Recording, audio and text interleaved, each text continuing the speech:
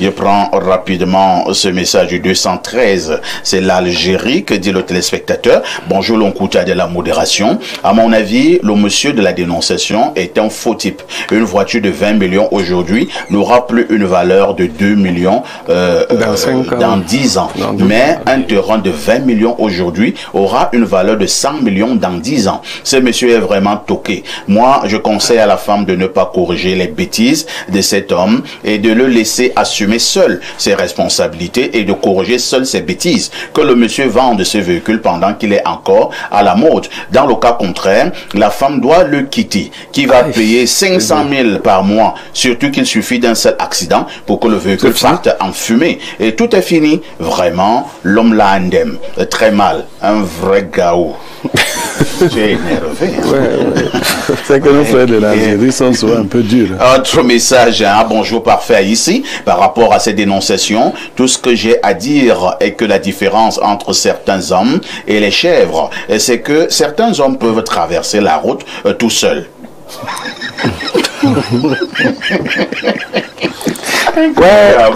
Les Camerounais sont je peux insulter certains hommes comme ça. Bonne journée, c'est Yannick de Zangmelima. Incroyable. Ouais. Voilà la différence. Le mari d'autrui. Le mari d'autrui.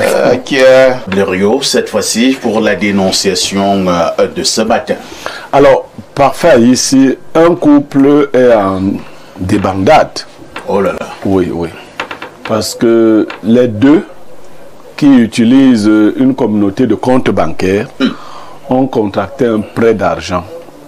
L'idée étant de faire un investissement. Mais l'homme est allé mettre cet argent dans l'achat d'un véhicule. Oh là là. Je ne vais pas citer la marque parce qu'elle est en promotion ces jours-ci pour ne pas faire de la contre-publicité. Mais tellement obnubilé par cette marque qui est en train de faire mouche partout. Tout le monde veut avoir sa part là-dedans.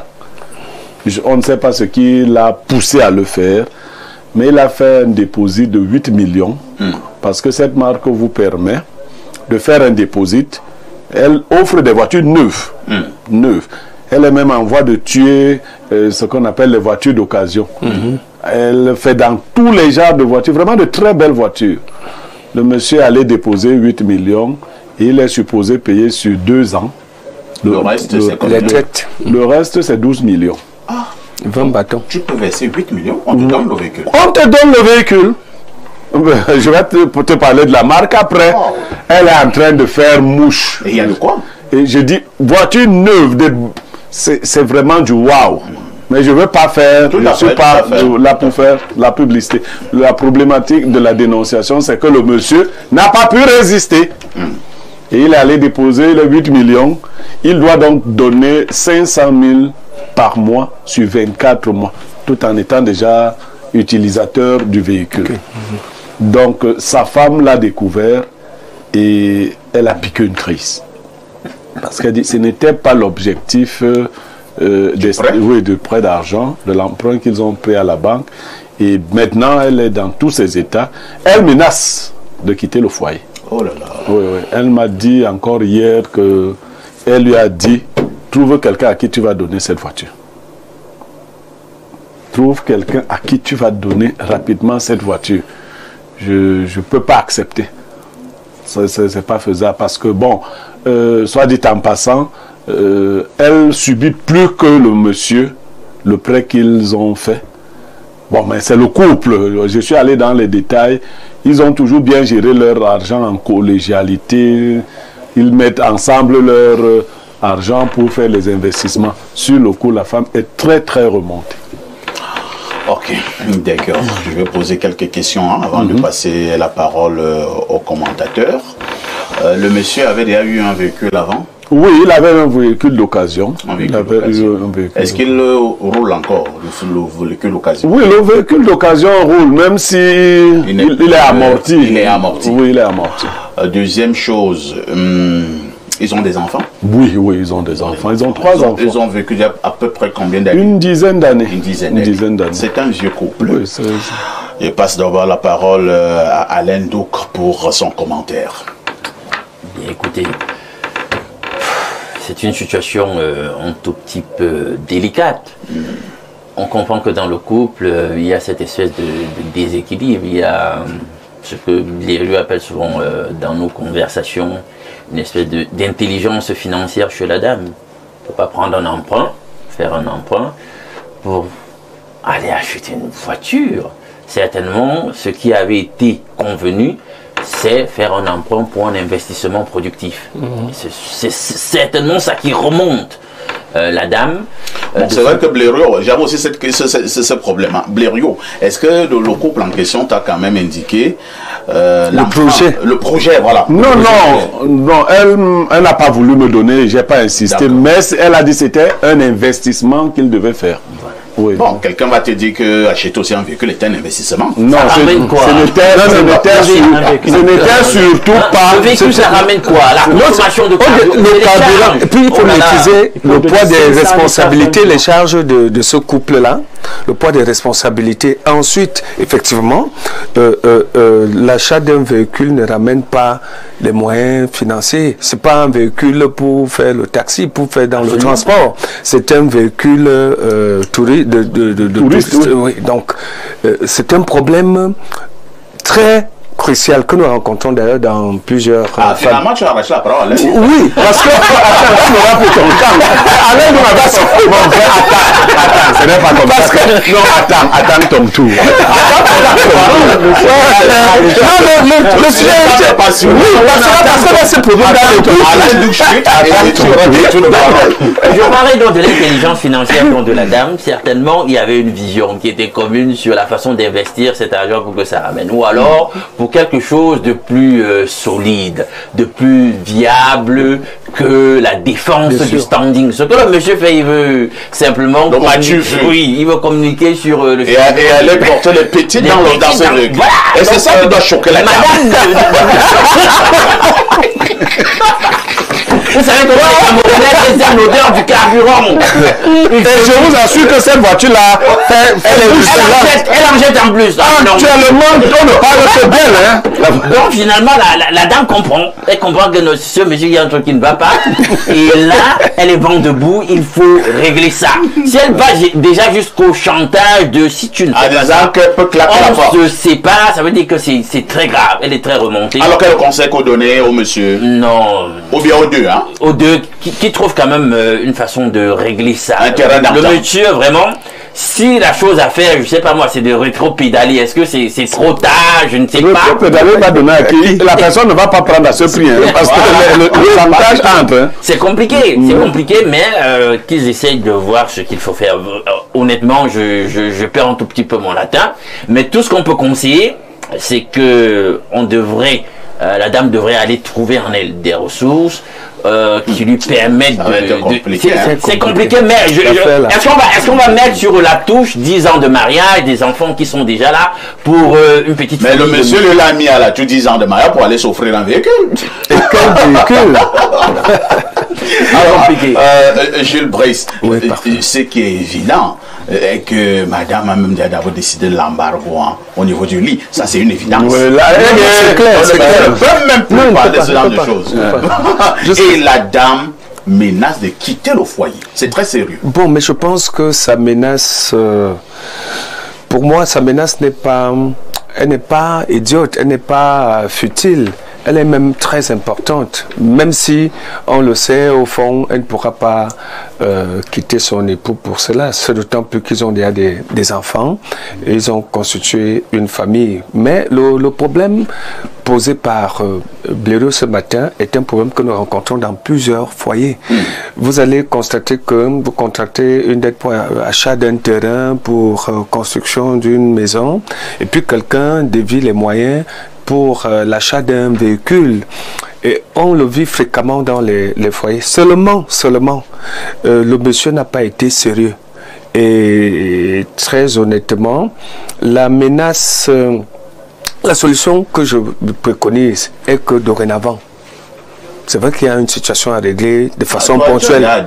Oui, mais nous voulons d'abord résoudre la situation actuelle. Oui, d'abord de rien dire à la dame. Voilà. Oui, que cette dame, au niveau du compte, parce que le prêt était, il est commun, que chacun ouvre son compte, même s'ils sont mariés bien, c'est bien commun et tout ça, que chacun ait son compte. Tu ne résous pas le problème. Je vais résoudre le problème. Toi, tu es loin. Oui. La dame veut d'abord résoudre le problème de cet achat des véhicules. Non. Elle dit qu'elle n'en veut pas. Elle n'en veut pas. Cet argent n'était pas destiné à aller acheter un véhicule et surtout aussi cher. Oui. 8 millions. Oui, ils doivent revendre le véhicule, à mon avis. En le revendant, quelqu'un va dire qu'il y a 3 millions. Hein.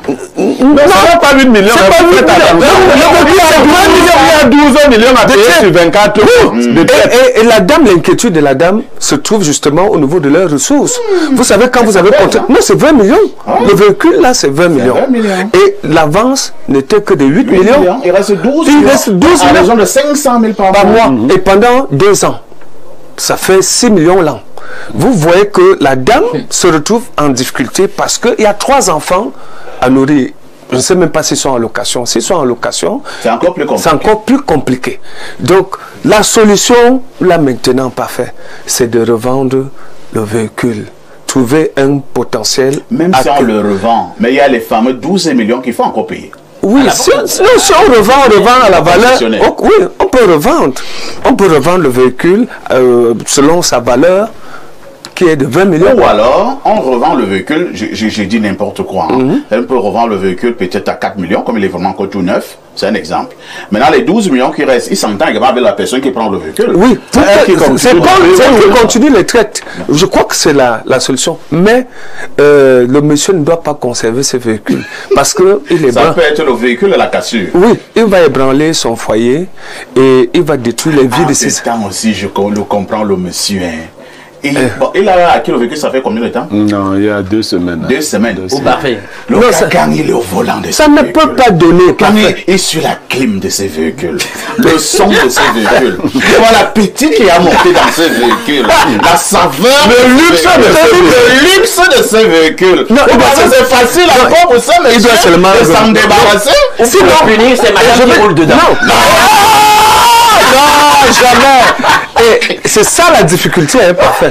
Mais il faudrait revendre. Si ce monsieur tient à son foyer, il tient à son épouse, s'il tient à ses enfants, il faut se faire violence. Il faut se faire violence. Il a goûté au véhicule pendant 2 semaines, il peut s'en séparer aujourd'hui. Pierre Blériot, le monsieur est quand même un peu égoïste aussi. Hein. Bon, parfait, j'ai 3 types de conseils à donner. Oui. Je parle souvent d'intelligence financière. Alors, on peut avoir un véhicule utilitaire. Prenez un véhicule, vous faites par exemple dans la location des véhicules, et puis voilà. Moi, voilà l'option que je leur donne, puisque c'est un véhicule très prisé.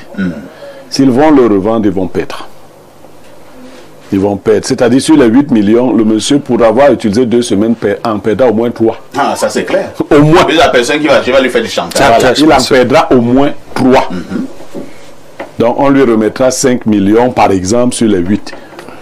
Et ils peuvent l'utiliser désormais comme un véhicule de location. Il se rapproche d'une agence de location des véhicules.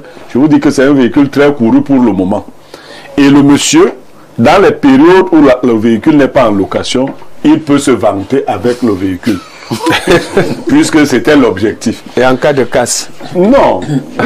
Il y a beaucoup. Il peut se vanter avec le véhicule. L'objectif étant ici que les futures traites soient payées par le véhicule lui-même.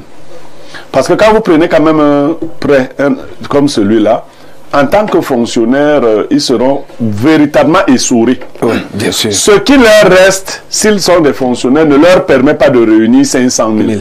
Ça veut dire que le monsieur a dû compter sur d'autres entrées. Et c'est là où Parfait a raison quand il parle d'égoïsme. Les entrées parallèles du monsieur iront totalement dans le paiement des traites. En vue de quoi? Du paraître, du m'as-tu vu? On achète les véhicules dont on a le standing soi-même. C'est clair. On achète des véhicules dont on a le standing soi-même. Vous ne pouvez pas louer une maison de 110 000. Vous avez un véhicule de 20 millions. Ça ne correspond pas. Ça ne donne pas. Vous louez. 2, c'est une maison de 110 000 à Yaoundé, on sait ce que ça signifie. Et donc, vous venez y garer à côté de votre bailleur qui, lui, là, ça casse. Un véhicule de 20 millions. Pour qu'on dise que vous êtes déjà riche. Je dis aux gens, on ne pense pas que vous êtes riche, on pense que vous êtes fou. Parce que quand on est riche, les gens ne pensent pas que vous êtes riche. La richesse, ce n'est pas le véhicule seulement. C'est beaucoup d'autres choses qui entourent le véhicule. Le véhicule étant juste une consécration. Il y a des gens qui ont tous les autres éléments de richesse et ils méprisent même le véhicule. Ben, il y en a qui viennent se faire plaisir. Donc, le véhicule, il est beau, il est autre. Envoyez-le dans ce sens-là pour que les pertes soient amoindries. Maintenant, pour la dame, je comprends sa colère. Mais on ne quitte pas son mari parce qu'il a des problèmes d'érection. On l'aide à sortir de là. Vous êtes revenu avec le sujet de l'autre jour. Je veux dire que non, il n'y a pas de quoi brûler un village.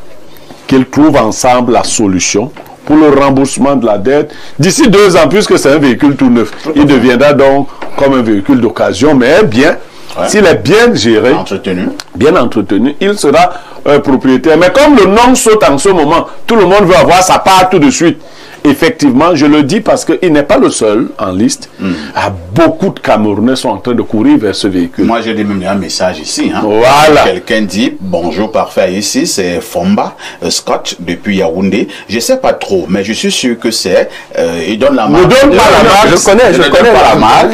Et il dit, cette marque fait mal actuellement. Je connais quelqu'un, et c'est là où c'est plus important, qui a vendu sa maison pour cette marque. Bien sûr. Oui, quelqu'un allait vendre sa maison. C'est une voiture qui chauffe. Cette voiture. Peut-être qu'il en a plusieurs. Alors, plusieurs maisons.